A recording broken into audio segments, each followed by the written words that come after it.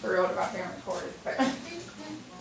All right, so to address what you said about some things being incorrect, we used a third-party connection with something called NWEA, which is MAP, and they changed to Certica. So I don't know if you've noticed in the item banks it changed from being NWEA to Certica, and there's Certica science stuff. Certica stuff is, a lot of that stuff is DOK level 1. And there are a lot of mistakes in it. If you ever see a mistake, if you'll write down that item number, there's an item number and it says provide feedback. If you'll click that and send that number, they will get the corrections made. And I think they email you back when the correction's been made. But what it doesn't do, if you happen to have pulled that into an assessment, it doesn't link into your assessment, automatically make that change. You'd have to go re-pull that question in. And I'm glad you talked about the quick build method, because that is, to me, that's like a game changer. It's so much faster. I want to show you though, when you log into Illuminate, and I know, Amy, I don't know how many people if they've shown you how to do any of this. I can sit down with you and show you if you want me to come during our planning. You showed me once, but it didn't take. Okay, so you go to assessments, and then what I want to do is I want to go over to the item bank. So I can go right here, create a new assessment, and I want to choose item bank. Okay. And I want it to take me there, please. Well, I just jumped, okay, there. So before we can do this, I want to show you how to get more content. So if you'll just come up here when you log in to the item bank, once you get over to the item bank, if you will click this little drop down button and come to settings, this is like 3 quick steps. Settings, and then where it says show standards, hit edit. What did you say before? I said assessments. Mm-hmm. But I still don't think it's going to have any anatomy stuff, because I just looked quickly. Okay. I didn't see anatomy, but I saw everything else but anatomy. So I went to assessments, create a new assessment, item bank, for it to put me over there to the item bank. If you've never used it, then the very first time you go to the item bank, it'll ask you to enter your email address, and what it does is it makes a connection to the item bank, and then you won't have to do that anymore. But the first time you have to enter your email address, I think you have to do it twice. You put it in there to create the account, and then put it in to sign in. But you're going to click this button over, it'll say your name here, and it'll have a little arrow beside it. Go to settings, and then when it has show standards, hit edit, and I want you to type in right there California. I want you to add the California standards. And the reason is this product was written over in California. The item bank KDS that has the really, really good content from math and ELA, they have all their stuff based off of California standards. They are doing a crosswalk. They sent me an email and showed me a list of states that they have completed, and supposedly Georgia's science standards are supposed to be completed by the end of November, so I would say maybe mid-December. But just in case that they don't get it done, I just want to show you this so you can be using it. Alright, so once you turn on California standards, you don't have to worry, I mean as a demo account, you don't have to worry about all these other standards. Then you turn it on. If you go to create, and then you go to quick mode, next, and you have to give it a name, so I'm just going to call it science sample. I have to put trash, so I'll remember to delete. And then continue. So now I'm going to select the standards. Where it says type, if you will come all the way down to where it says, and y'all won't have Arizona, but you'll have California now. If you will choose California content standards, and then go to science, and then go over here. So now I have physics, chemistry, biology, life sciences, there's environmental stuff in there, earth sciences, and then you've got that investigation, experimentation. So like if I even look at that one, and then I hit expand all. So I don't know if these are these like type things that you do in labs? That's maybe a common type standards that y'all all have. So now you can see there's a lot more between a hypothesis and theory. So you can test over those skills that Tracy was talking about, more of those critical skills. So let's say if I go to, what did you say you teach? Biology. Biology. So I'm back to science. So now if I go to biology and life sciences, whoops.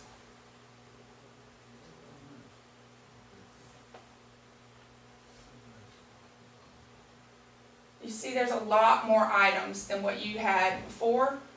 And even though these standards don't match your number, I think you can look at it because molecular biology in California is the same as molecular biology in Georgia. With social studies, it's not the same because social studies is, how Georgia's effect on the nation or whatever. But so do you see anything that looks like? Do you see anything that looks?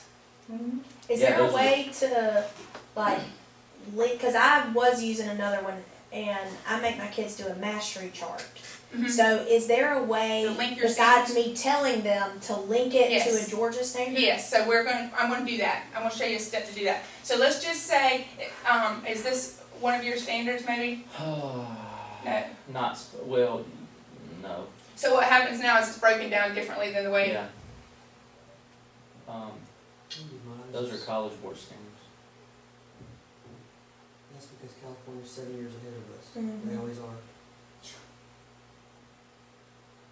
In some things. You should see I'm trying to crank a chainsaw. That's one right there. That's one right there, Right here? Nichols laws. This one? Yep. Alright, so I'm gonna add that one. Tell me another one real quick.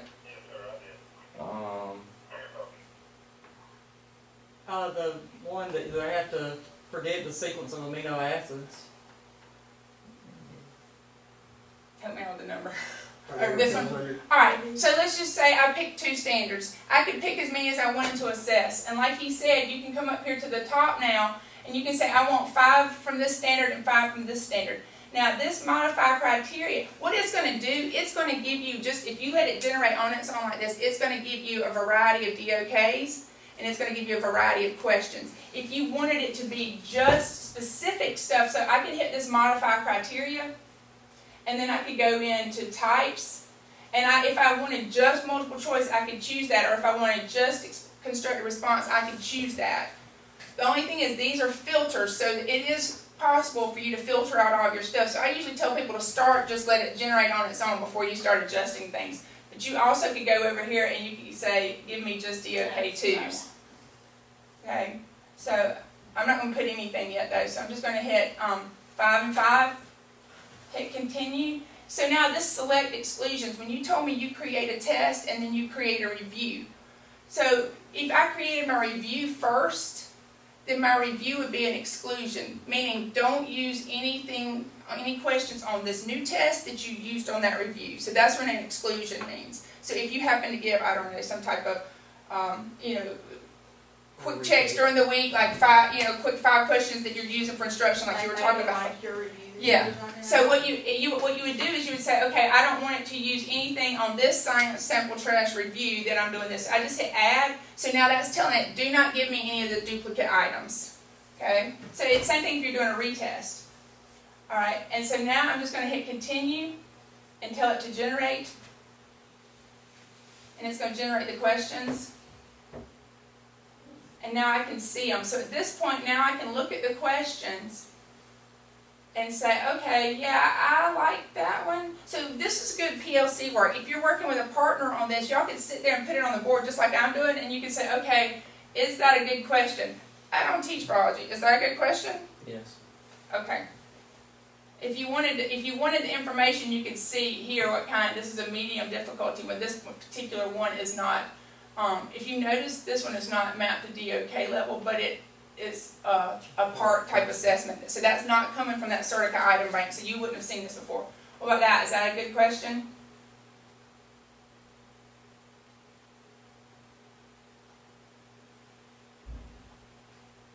Yeah. Okay, so let's pretend it was not a good question.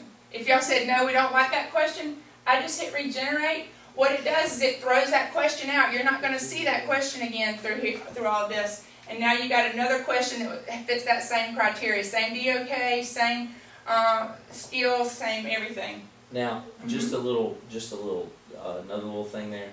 If you hit regenerate enough times, it's gonna pop up a little thing that says error reload.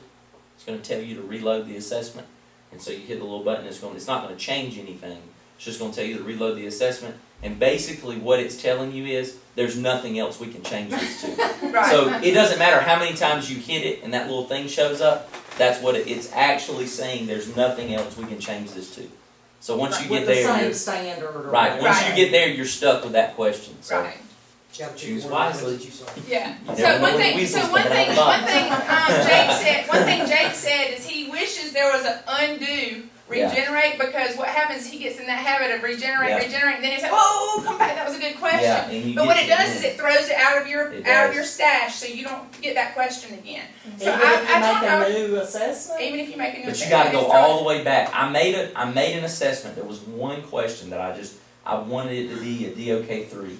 And so I kept clicking and clicking and clicking and clicking and clicking, and it gave me something on the test. The very last question was something on the test that had nothing to do with that.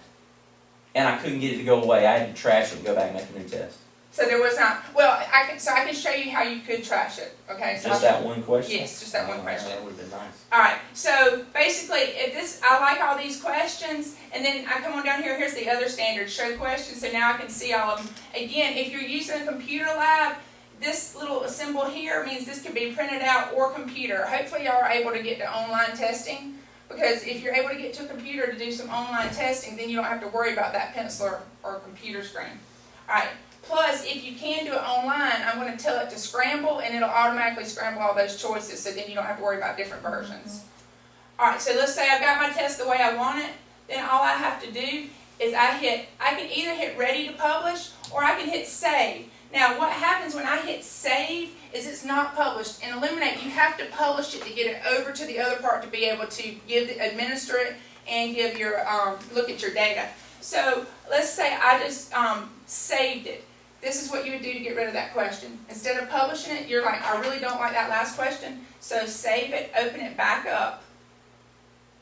And now you're in that old mode where you could manually pick all of your questions. So now just go over to, you could either add items or I could review. So if I don't like this question, that one question, I could click the X. And so now it's gone. It's going to be gone. I'm on a Mac, so, oh, I might have just done 2 questions. I did. So now that's how I would have got rid of that one question, rather than cycling through all of them. And so now I can go hit publish. So I'm going to hit publish. Another thing is, if you are doing this for instruction, you may want to just hit a booklet and tell it to give me, if you tell it to, sorry, notifications, do not disturb, not listening. If you publish it, you can just tell it to generate your test booklet. And what it does is it creates a booklet for you. And then instead of printing it, you can tell it print to Smart Notebook, and it puts it in your Smart software if you happen to use Smart. So you would generate it. There's my test.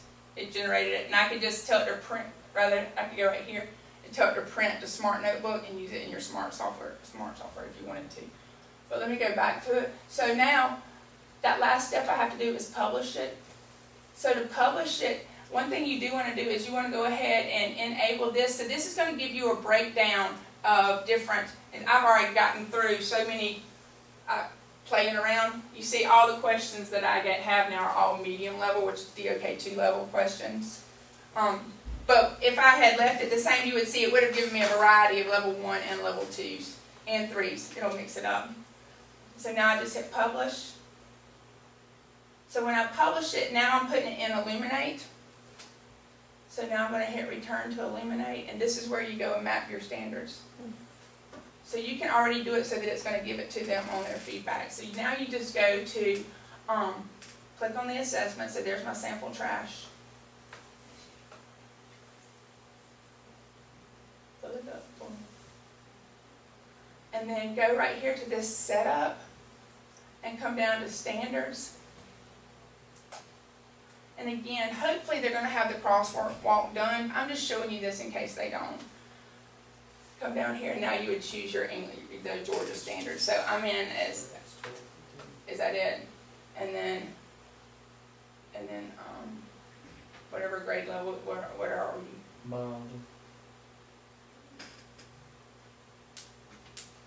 And I don't know, because I'm in a demo, I don't know if I've just clicked on the Georgia ones or not. Expand collapse. Are those yours? Keep going. Are those the right now? Those are like the habits of keep going down. Oh, okay. Yes. That's the, That's them. So let's just say it was this one and this one. Mm-hmm. So I'm just telling them, okay, these are the standards I really want you to do, link selected standards. And then the last step you have to do is go up here to set up and then standards alignment.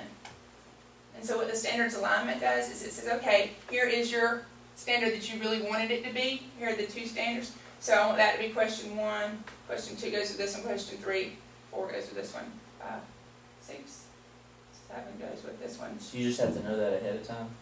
fill out your test and you can. Yeah, if you know what standard, because, I mean, when you go and build your test, you're looking for certain standards, right? Mm-hmm. So if you know what you don't have to do it ahead of time, go build it over then that quick check, and then pull it back over here. Now, you could go ahead and give the test from the quick check, and you could go back and do this alignment after the fact if you wanted to, and it'll just go back and it'll give you reports based off of your Georgia standards. So she was saying she wanted her kids, after they take the test, when they see that report and it tells them by standard, you want them to be able to color code some type of sheet. So that's going to give them the Georgia standards when they finish taking the test. And that's it. That's how you do a quick one, and then that's how you reline it to the Georgia standards. So now it's relined to the Georgia standards. Okay. The other thing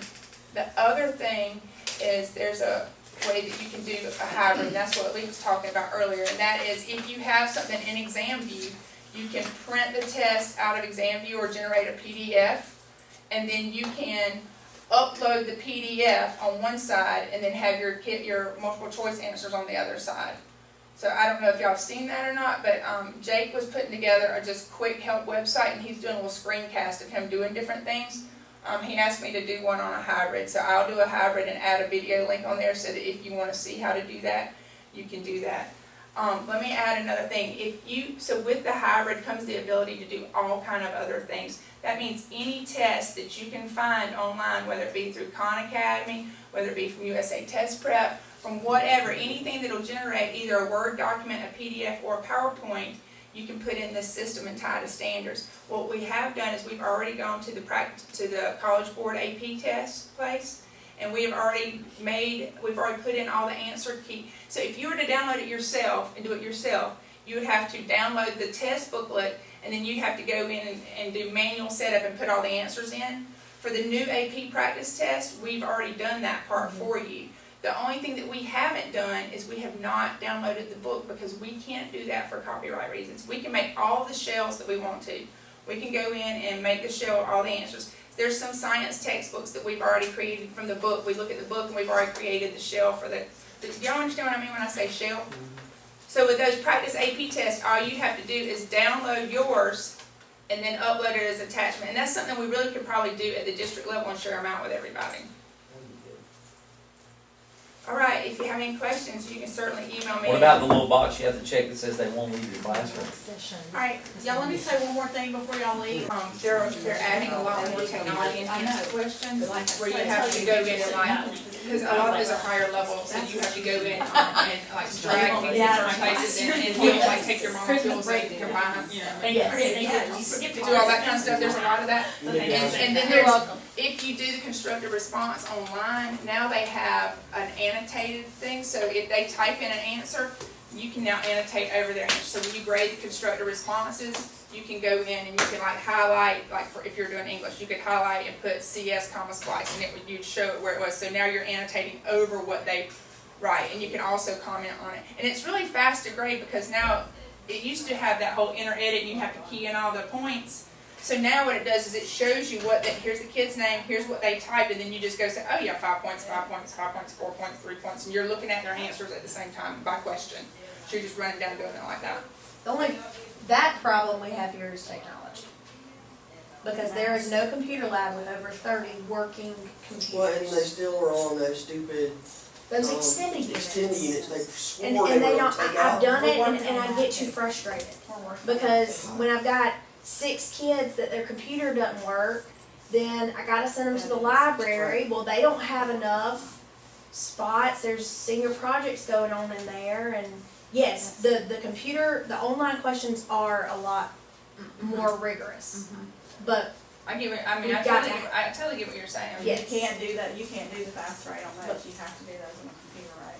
Yeah, I mean, like, it's Oh, the just, technology Y'all need enhanced one? sets of- Did you turn your thing on? No, we're still recording. Oops. They can edit all that. I hope I recorded it.